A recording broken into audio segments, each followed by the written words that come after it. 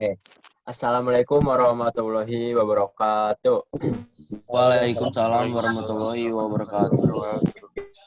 Oke, jadi kita di sini semuanya bakal berdiskusi mengenai penyebab utama timbulnya penyakit. Jadi kita kemarin kan udah voting dan mendapatkan hasil nomor 5 yaitu adalah sistem gerak. Jadi kita akan mencari tahu penyebab utama timbulnya penyakit dalam sistem gerak. Dan kita akan menganalisis yaitu stroke. Oke, sebelumnya, Bagus dulu nih. Sistem gerak itu adalah salah satu sistem organ yang berfungsi dalam membantu pergerakan tubuh. Setiap tubuh yang bergerak disebabkan oleh adanya kerjasama yang sinergis dan beberapa alat gerak. Dan ada juga beberapa penyebab utama timbulnya penyakit pada sistem gerak, yaitu faktor genetik, infeksi, kerusakan pada otak atau stroke, kerusakan saraf, gangguan metabolisme, efek samping obat-obatan, dan keracunan. Oke, karena kita akan membahas penyakit stroke, tolong dong dijelasin apa sih itu stroke dan jenis-jenis stroke itu apa aja? Siapa aja dong? Dava atau Gita atau Ayrton, silakan. Oke.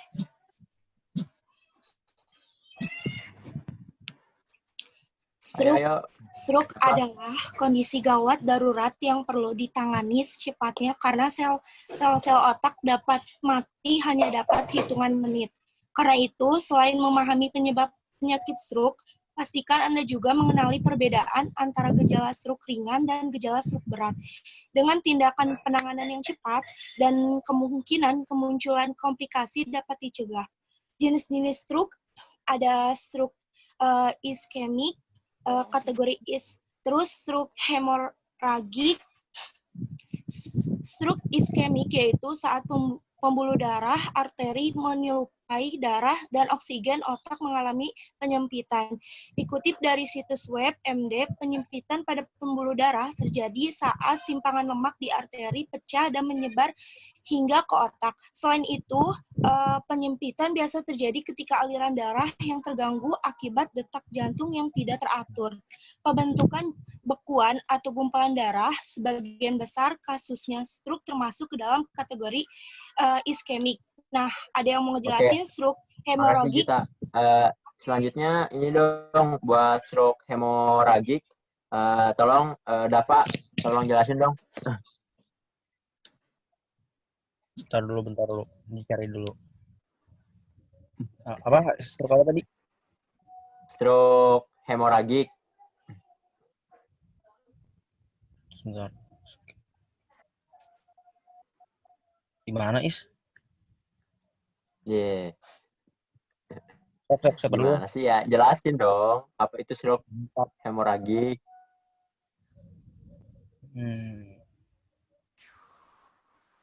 Stroke apa?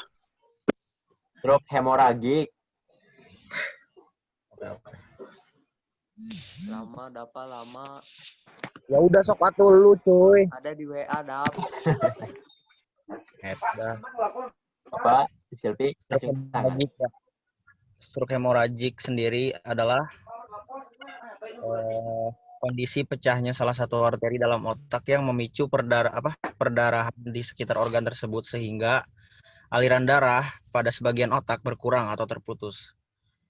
Tanpa pasokan oksigen yang dibawa sel darah, sel otak dapat cepat mati sehingga fungsi otak dapat terganggu secara permanen.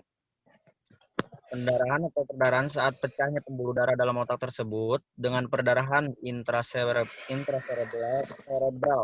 Sedangkan perdarahan pada pembuluh darah pada ruang di antara lapisan pembungkus otak bagian tengah dalam disebut dengan perdarahan subarachnoid. Gejala dari stroke hemoragik sendiri adalah gejala yang muncul karena serangan stroke hemoragik dapat berbeda-beda tergantung seberapa besar jaringan yang terganggu, lokasi, dan serta tingkat keparahan pendarahan yang terjadi. Gejala stroke hemoragik intracerebral atau pendarahan otak diantaranya adalah sakit kepala berat, yang kedua ada mual dan muntah, yang ketiga ada penurunan kesadaran, dan terakhir kejang.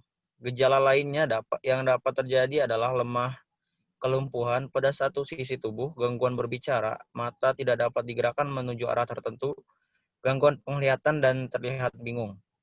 Sementara itu, stroke hemoragik subarachnoid atau pendarahan subarachnoid ditunjukkan dengan gejala awal berupa penglihatan ganda dan sakit kepala yang terjadi secara tiba-tiba. Gejala tersebut terjadi sebelum pembuluh darah pecah. Setelah pecahnya pembuluh darah, beberapa gejala yang dapat muncul antara lain yaitu 1. Nyeri di daerah wajah atau sekitar mata. Yang kedua, penglihatan kabur. Yang ketiga, leher kaku. Yang terakhir, penurunan kesadaran. Gejala pada pendarahan subarachnoid dapat memburuk dalam waktu 24 jam, di mana cairan cerebrospinal mengiritasi selaput pelindung otak atau meningen, sehingga mengakibatkan gejala kaku leher, nyeri punggung, pusing, serta dapat diikuti dengan muntah. Gejala pendarahan berat terjadi hingga penurunan kesadaran yang dapat terjadi secara mendadak sehingga penderita harus segera dilarikan ke rumah sakit. Tidak jarang penderita ini menjadi koma atau bahkan meninggal sebelum sampai di rumah sakit. Penyebab dari stroke tersebut atau stroke hemoragik ini adalah pecahnya pembuluh darah di dalam otak. Karena beberapa faktor. Di sini faktornya ada banyak. Yang pertama ada tekanan darah tinggi atau hipertensi. Yang kedua ada cedera kepala berat. Yang ketiga ada ketidaknormalan pembuluh darah di otak sejak lahir atau cacat bawaan berupa malformasi pembuluh darah arteri dan vena. Yang keempat ada aneurisma otak. Yang kelima ada penyakit liver. Yang keenam ada kelainan darah. Contohnya penyakit anemia, sel sabit, dan hemofilia. Yang ketujuh, kan sih? Ya, pokoknya selanjutnya ada tumor otak. Setelah tumor otak, yang terakhir ada efek samping penggunaan obat antikoagulan atau pengenceran darah seperti warfarin. Dah, cukup. Oh, oke. Terima kasih dah Pak. Katanya Sangat lengkap ya dan sangat bagus. Untuk selanjutnya yaitu stroke ringan. Tolong dong dijelasin oleh siapa ya? Sama Naja deh. Naja, tolong jelasin dong. Ya, malah pergi. Ayo. Naja kemana? Bebas aja Is, biar semuanya kebagian. Ya udah, siapa Sok? Terakhir stroke ringan. Ada yang mau jelasin nggak? Gue. Oh iya, Sok. Stroke ringan atau transient ischemic attack atau TIA terjadi saat ada hambatan pada aliran darah ke otak. Dikutip dari situs Halo Dokter, stroke ringan terjadi karena adanya endapan kolesterol yang mengandung lemak, aterosklerosis di dalam arteri yang menghantarkan oksigen dan nutrisi ke otak. Gejala stroke ringan hanya berlangsung selama beberapa menit dan tidak menimbulkan kerusakan permanen. Orang yang pernah mengalami gejala stroke ringan umumnya berisiko untuk mengalami gejala stroke berat. Oke. Terima kasih Ani penjelasannya. Ya, tadi itu adalah jenis-jenis dan penyebab terjadinya stroke dalam sistem gerak. Lalu kan tadi udah dijelasin nih, cuman stroke doang. Nah, di sini kita juga bakal mendiskusikan penyebab-penyebab utama lain dari sistem gerak lainnya. Nggak cuman ada stroke doang gitu loh. Jadi ada misalkan faktor genetik. Yaitu adalah gangguan kelainan yang disebabkan oleh faktor genetik ketika individu lahir dari dua individu sehat membawa gen rusak tersebut. Lalu ada infeksi, yaitu yang disebabkan karena infeksi, yaitu masalah kesehatan yang disebabkan oleh organisme seperti virus, bakteri, jamur, dan parasit. Lalu ada kerusakan saraf, yaitu penyebabnya adalah faktor keturunan, perkembangan saraf yang tidak sempurna, rusak atau matinya sel saraf. Lalu ada gangguan metabolisme, yaitu proses penguraian nutrisi dari makanan menjadi energi yang dibutuhkan oleh tubuh. Lalu ada efek samping dari obat-obatan. Itu adalah kondisi yang muncul di luar efek dari pengobatan yang diharapkan. Lalu keracunan. Keracunan yaitu adalah kondisi yang disebabkan oleh menelan, mencium, menyentuh, atau menyuntikkan berbagai macam obat, bahan kimia racun, atau gas. Ada tambahan lain nggak dari gangguan kelainan pada sistem gerak manusia? Tolong diskusiin dong, lanjutin gitu. Ada tambahan nggak dari yang lain?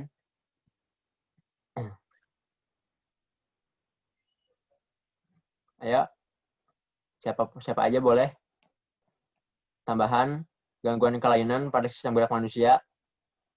Nggak cuma penyebabnya aja, jadi ada apa? Tambahan gitu.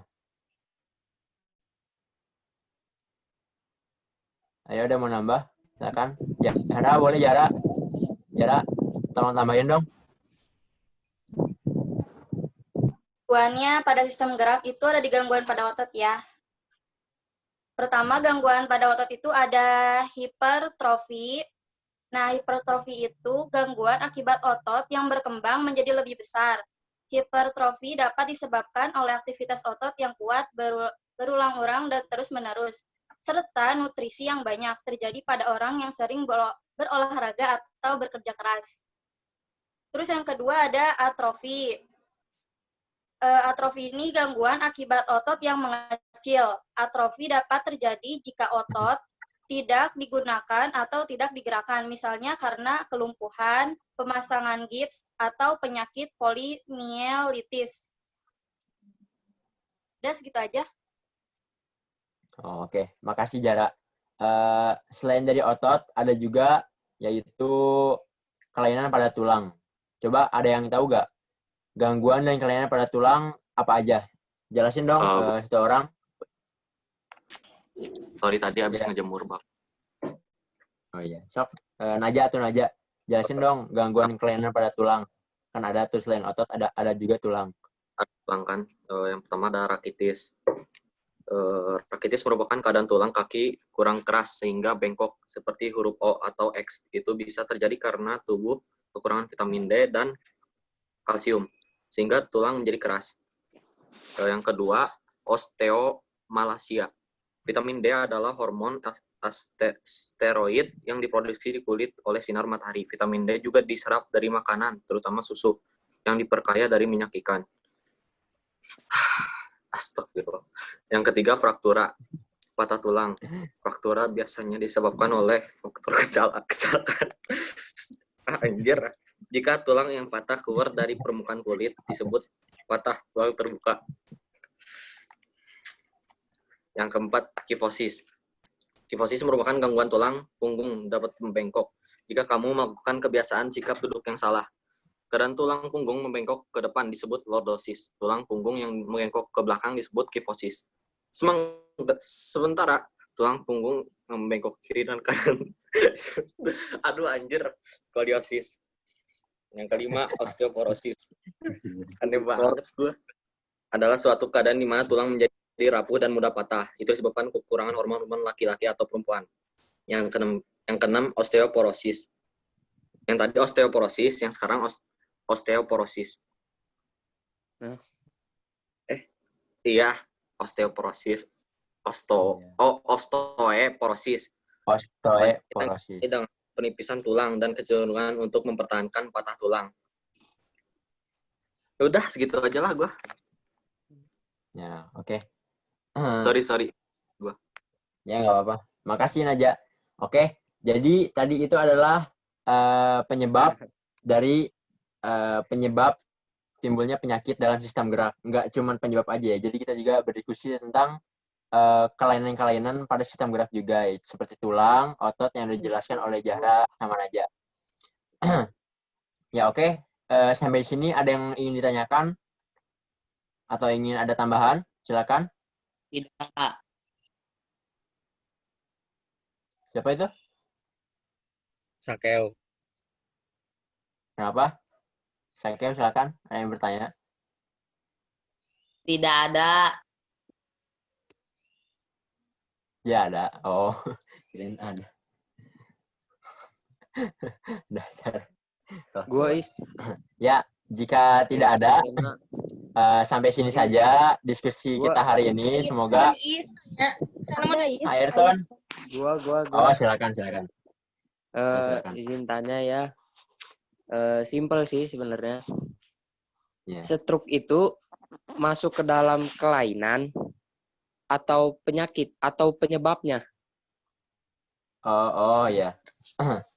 Kalau stroke itu masuknya ke penyebab Penyakit pada apa? Iya. Sistem gerak atau pada sistem gerak. Oh. Jadi Ya, terima keket. kasih. Jadi gitu. Oke. Jadi keket. Ya, kan ada yang mau bertanya lagi?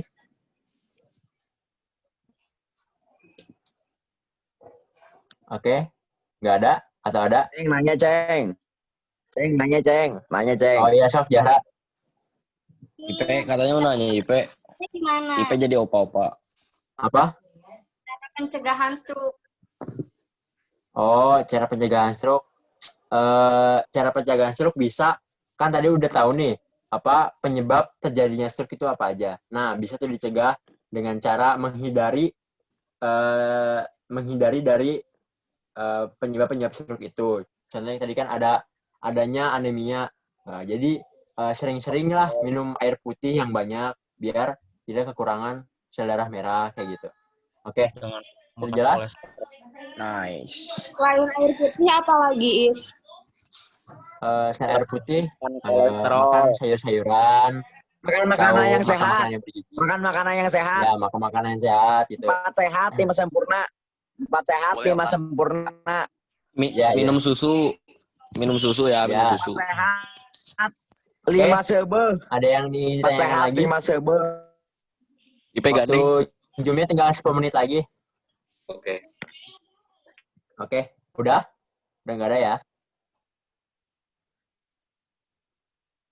Oke, jika tidak ada, sekian dari diskusi kita hari ini. Semoga informasi dari diskusi kita hari ini bermanfaat untuk semuanya dan juga bisa mencegah kita dari kelainan stroke. Amin. Oke, terima kasih semuanya. Amin, ya Allah. Kita akhiri dengan doa bersama-sama. Amin. Doa dalam hati. Mulai. Amin. Mulai. Amin. Amin. Selesai. Ya, terima kasih semuanya. Wassalamualaikum warahmatullahi wabarakatuh. Dedi. Banyak, Pak.